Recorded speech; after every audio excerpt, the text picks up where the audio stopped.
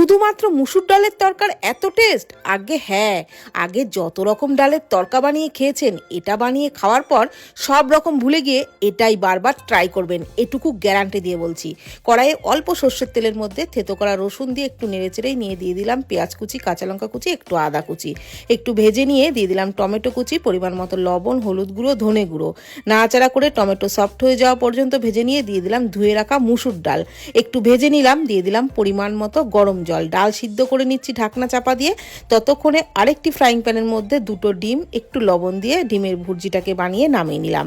তারপর ওই ফ্রাইং প্যানের মধ্যে একটু বাটার দিয়ে তার মধ্যে গোটা জিরে, শুকনো লঙ্কা, থেতো করে রাখা রসুন দিয়ে একটু নেড়েচেড়ে দিয়ে দিলাম কাশ্মীরি লঙ্কার গুঁড়ো আর কসুরি মেথি। নাড়াচাড়া করে ডাল সিদ্ধ হয়ে গিয়ে এরকম থকথকে হয়ে গেলে ভেজে রাখা ডিমের ভুজিয়া আর ওই তরকাটা দিয়ে মিলিয়ে নিয়ে নামানোর আগে ধনেপাতা কুচি দিয়ে নাড়াচাড়া করে নামিয়ে রুটির সাথে পরিবেশন করুন।